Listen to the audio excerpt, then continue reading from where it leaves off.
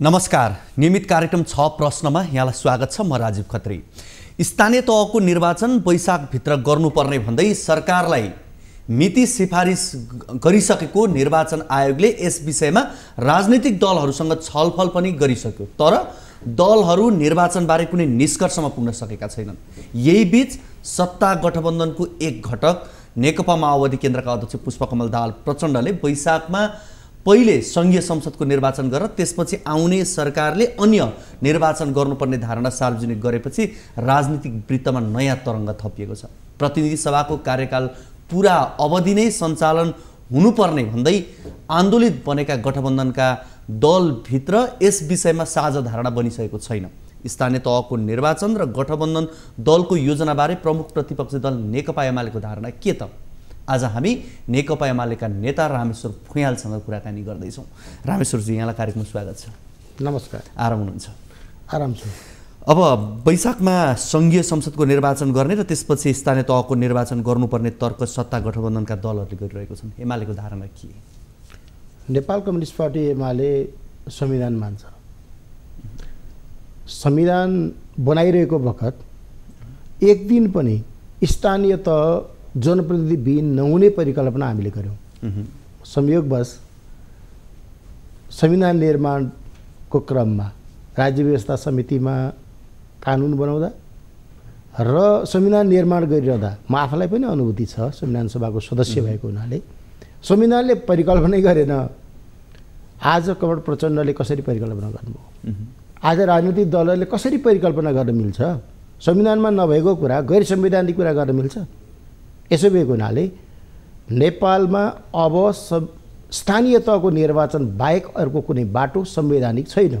संविधान नमान्ने हो भने त्यसपछिको कुरा बेग्लै कुरा हो। अब संविधानकै कुरा, संविधान मिच्ने कुरामा त यहाँहरूले पनि निर्वाचन गर्ने भनेर दुई पटक संसद विघटन गरिसकेको पार्टी अब यो अर्ली निर्वाचन गर्ने भन्दा त झन् खुसी हुनुपर्ने होइन र? हामीले अर्ली निर्वाचन चाहिँदैन भने होइन। यो बिचमा सर्वोच्च अदालतले के निर्णय गरेछ? सर्वोच्च अदालतको फैसला कमल प्रचण्डले मान्नुहुन्छ कि मान्नुहुन्न? नेपाली कङ्ग्रेसले मान्छ कि मान्दैन? हामी अर्ली इलेक्सनको विपक्षमा छौँ भने होइन। हिजो निर्वाचनको आवश्यकता पर्यो भनेर हामी जान खोजेकै हो।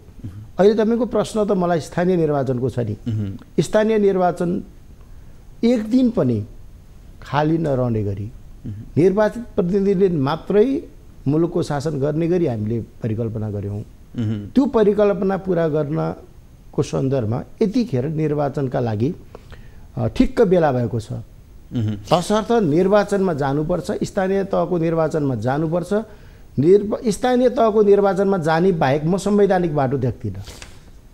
संविधानको धारा 225 जहाँ लेखिएको छ गाउँसभा र नगरसभाको कार्यकाल निर्वाचन भएको मितिले 5 वर्ष हुनेछ। त्यस्तो कार्यकाल समाप्त भएको 6 महिनाभित्र अर्को गाउँसभा र नगरसभाको निर्वाचन सम्पन्न गर्नुपर्नेछ भनेछ नि।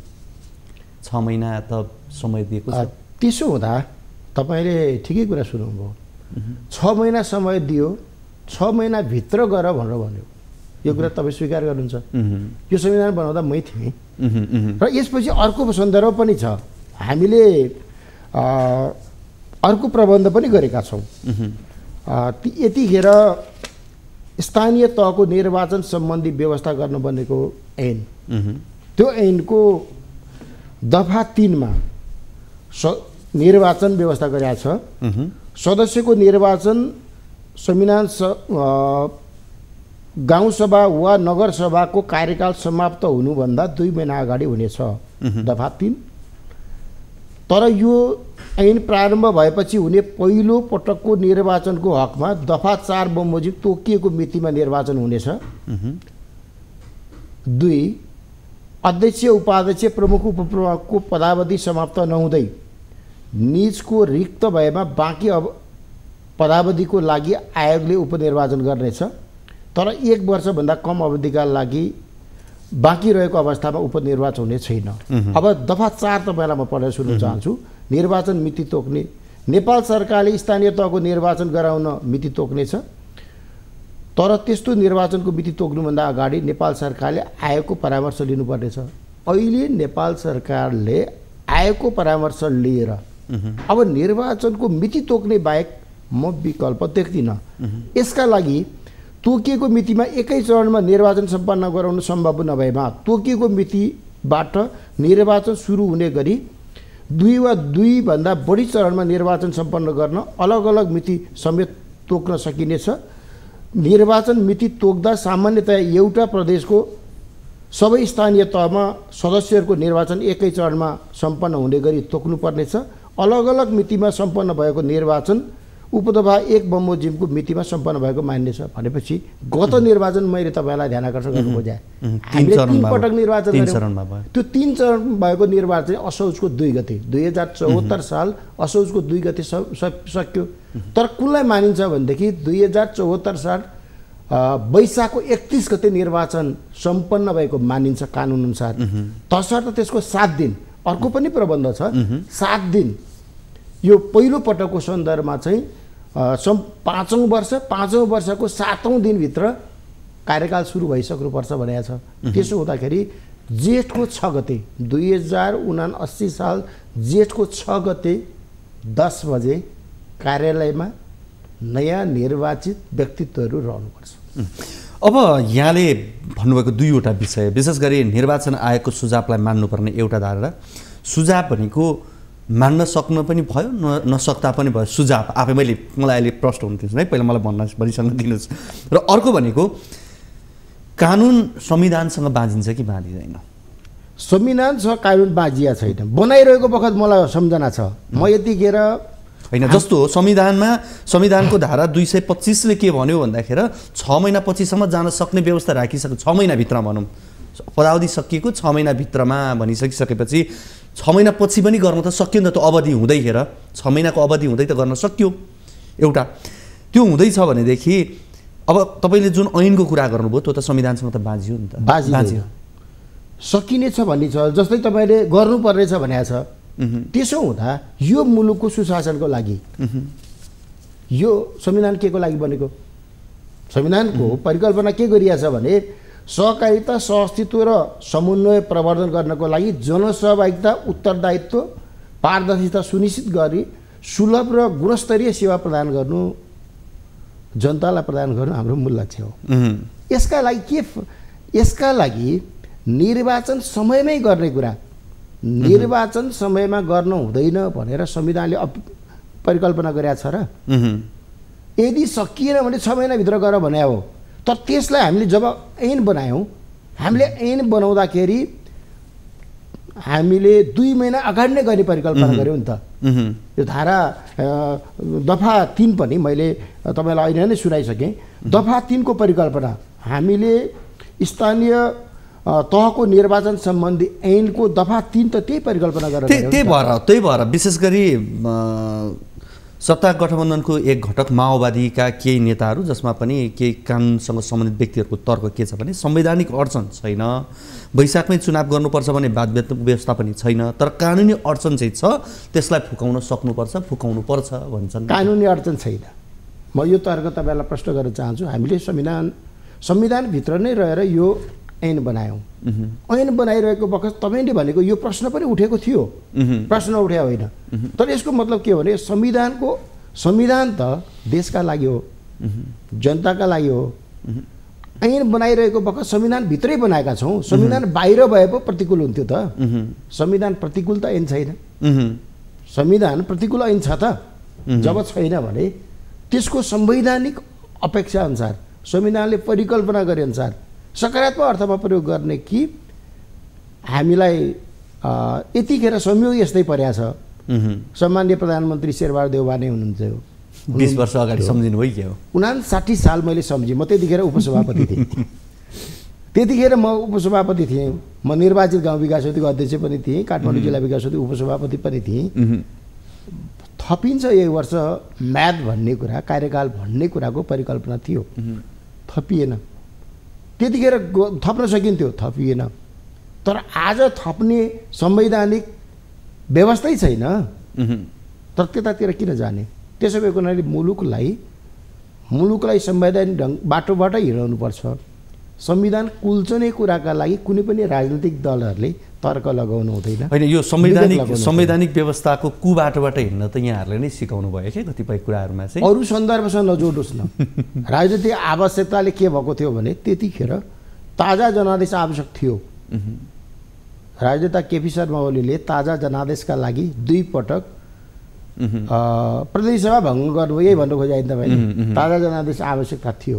यतिखेर स्थानीय तहको निर्वाचन नगरिकन फेरि ताजा जनादेश, त्यसपछि फेरि संवैधानिक, त्यसपछि सर्वोच्च अदालतको निर्णय त यसपछि भएको हो नि त। होइन, यो सत्तामा बस्ने मान्छेलाई के हुँदो रहेछ भने जब भङ्ग भयो, जो सत्तामा बस्छ, म सत्तामा बसेदेखि मात्रै यो नेपाल देश भन्ने सुरु भएको हो भन्ने यस्तो भ्रम हुँदो रहेछ कि त्यस कारणले पटक पटक जो सत्तामा पुग्छ आवश्यकता मागिहाल्दो रहेछ, कथाले माग्यो भने। मैले यतिखेर के भन्न खोजेँ भने 2 पटक प्रतिनिधि सभा भङ्ग भएको हो।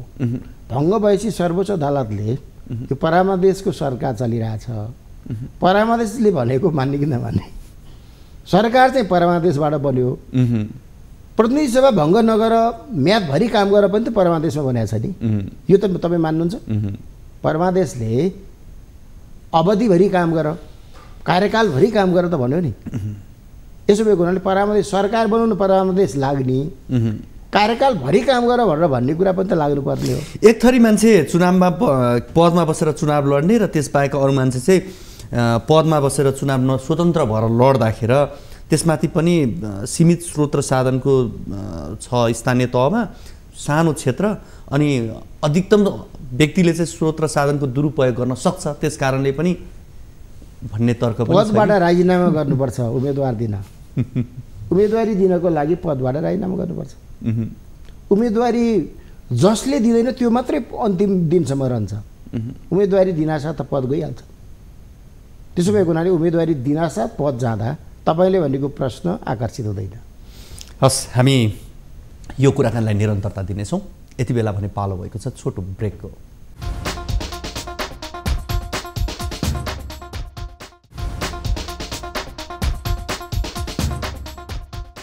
कार्यक्रम 6 प्रश्नमा यहाँहरूलाई फेरि पनि स्वागत छ। आज हामी कुराकानी गरिरहेका छौँ नेकपा एमालेका नेता रामेश्वर फुयालसँग। रामेश्वरजी, यहाँलाई फेरि पनि स्वागत छ। धन्यवाद। निर्वाचन गर्ने विषयलाई लिएर प्रमुख प्रतिपक्षी दल यहाँहरूसँग कतिको छलफल भएको छ अहिलेसम्म? तपाईँहरूले जे देखिरहनु भएको छ, समाचार जे प्रसारण भएको छ, तिनी कुरा हो। यो बिचमा कुनै पनि छलफल भएको छैन? बिचमा प्रधानमन्त्री देउवा बालकोट पनि पुग्नु भएको थियो। बालकोट जानुभयो। सामान्य राजनीतिक विषयहरू त भइरहेछन्, देखिरहनु भएको छ। प्रधानमन्त्री र हाम्रो पार्टी अध्यक्षलाई भेट्न बालकोटै जानुभयो। केही सन्दर्भहरू अवश्य पनि राजनीतिक सन्दर्भमै छलफल भयो होलान्। जे कुरा बाहिर प्रकाशमा आएको छ त्यही नै हो। अब यो निर्वाचनको वैशाखमा स्थानीय तह निर्वाचन गर्नका लागि कम्तीमा 120 दिन अगाडि नै सरकारले मिति घोषणा गर्नुपर्ने हुन्छ। अब यो भन्दै गर्दा करिब करिब माघको दोस्रो हप्तासम्ममा सरकारले एउटा निर्कुल गरिसक्नुपर्ने छ। अहिलेसम्मको अवस्था हेर्दा देउवा सत्ता गठबन्धनमा आफ्ना सहयात्री दलको दबावमै रहेको देखिन्छ। देउवाको मनस्थिति, परिस्थिति र विगत सबै कुरा हेर्दाखेरि देउवाले कस्तो निर्णय लिन सक्ने आकलन गर्न सकिन्छ? मैले सामान्य प्रधानमन्त्रीले संविधान कुल्चने कुरातर्फ, कानुन कुल्चनेतर्फ र 20 वर्ष अगाडिको आफूले गरेको भुललाई दोहोऱ्याउने गरी अवश्य पनि निर्णय लिनुहुन्न।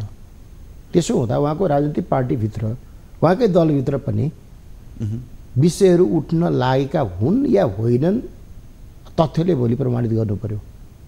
तर नेपाली जनताले त प्रश्न गरिरहेका छन्।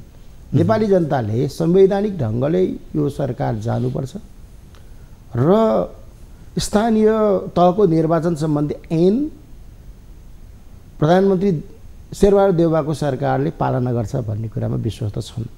म पनि विश्वस्त छु, किनभने प्रतिपक्ष र सत्तापक्ष त बेला बेलाको कुरा हो। सत्तापक्ष पनि हुन्छ, प्रतिपक्ष पनि हुन्छ। तर त्यसको कार्यान्वयन त ऐनको कार्यान्वयन, संविधानको कार्यान्वयन जनताको अपेक्षा अनुसार गरिनुपर्छ। जनताको यतिखेर स्थानीय निर्वाचनको अपेक्षा छ। अरू संवैधानिक बाटै छैन, कानुनी अरू बाटो छैन। अर्को बाटो नेपाली काङ्ग्रेसको नेतृत्वले भुलले पनि लिँदैन भन्ने लाग्छ मलाई। एक समय डाक्टर बाबुराम भट्टराईले भन्ने भनाइ थियो कि एमालेलाई न भाले न पोथीको संज्ञा उहाँले बारम्बार दिनुहुन्थ्यो निर्णयको हिसाबले। आज कङ्ग्रेस करिब करिब त्यही अवस्थामा पुग्यो र कङ्ग्रेसमा पनि अझ देउवा नजिकका केही नेताहरूको अभिव्यक्ति पछिल्लो समय हेर्ने हो भनेदेखि त ढुलमुले अवस्थै देखिन्छ नि।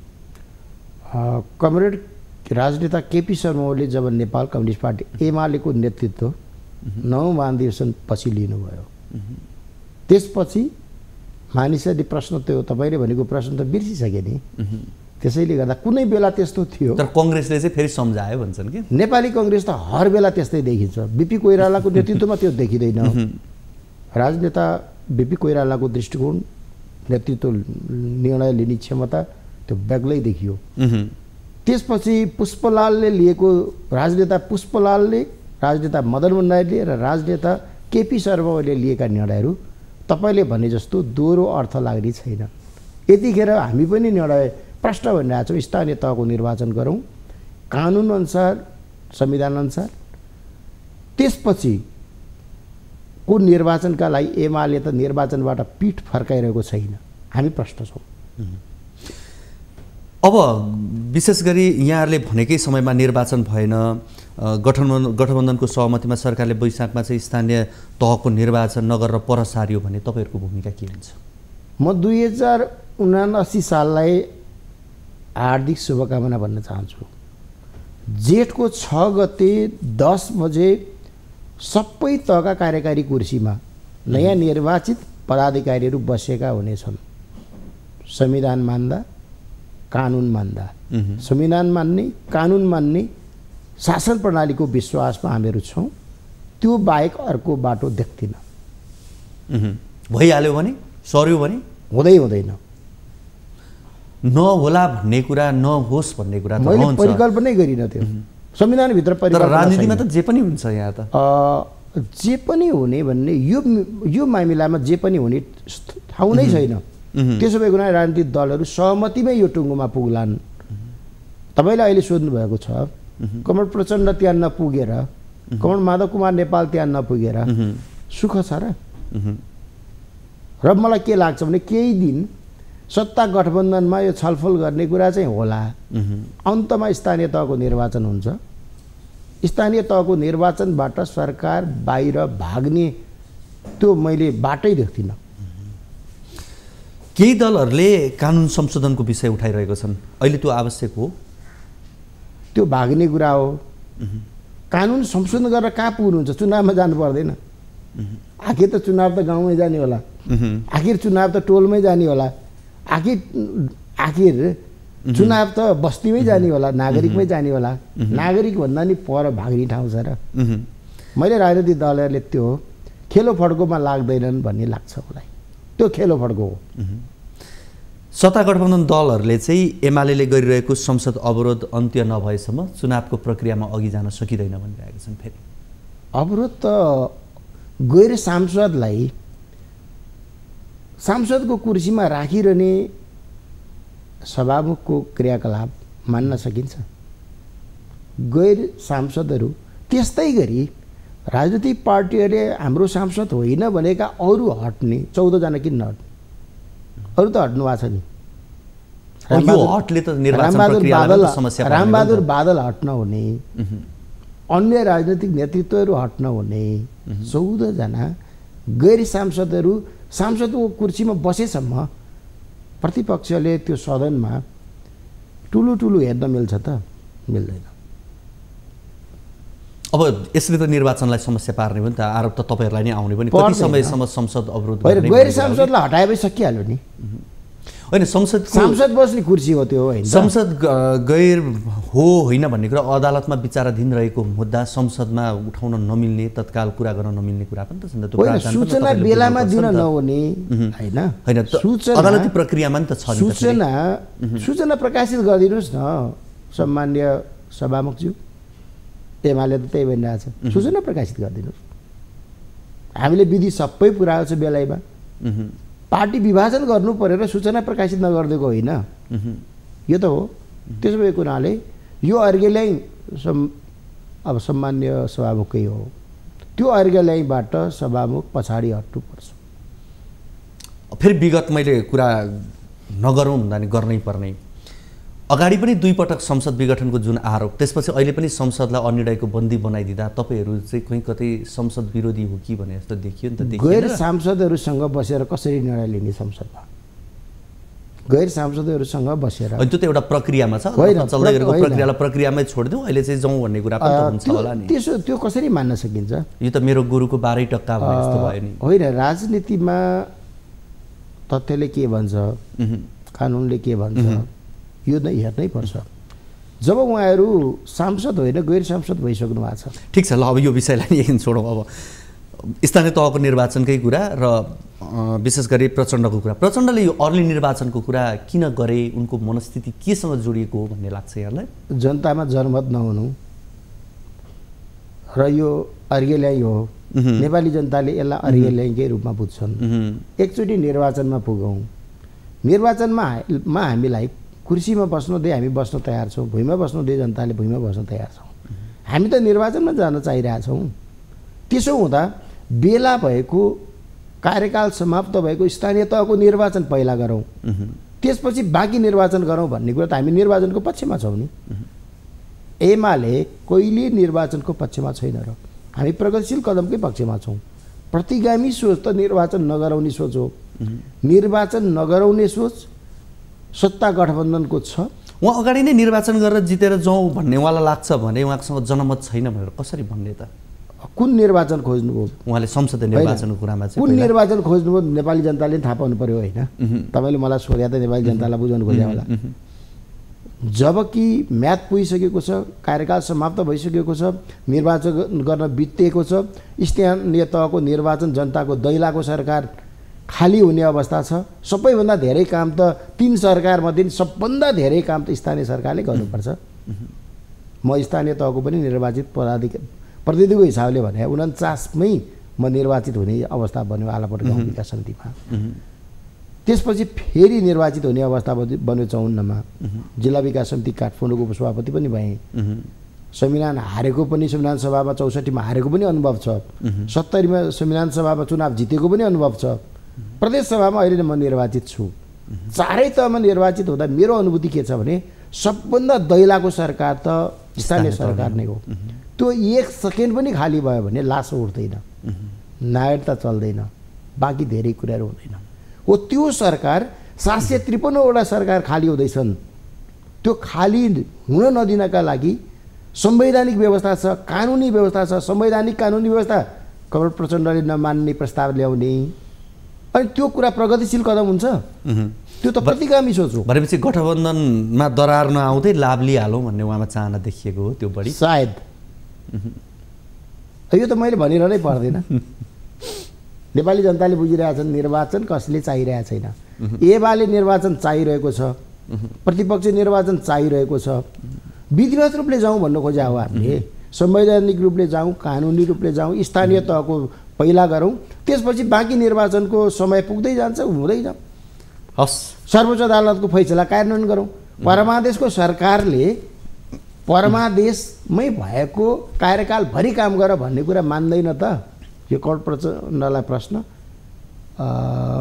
प्रधानमन्त्रीलाई पनि प्रश्न, नेपाली जनताले गरिरहेको छ। हस्, यहाँको महत्त्वपूर्ण समय र संवादको लागि यहाँलाई धेरै धेरै धन्यवाद। नमस्कार। हामीसँग हुनुहुन्थ्यो नेकपा एमालेका नेता रामेश्वर भुइयाँ। आजको कार्यक्रमको निर्धारित समय सकिसकेको छ। भोलिको कार्यक्रममा हामी अन्य अतिथिहरूसँग रहेर कुराकानी गर्न आउने नै छौँ। तबसम्मको लागि बिदा दिनुहोस्। हवस् त, नमस्ते।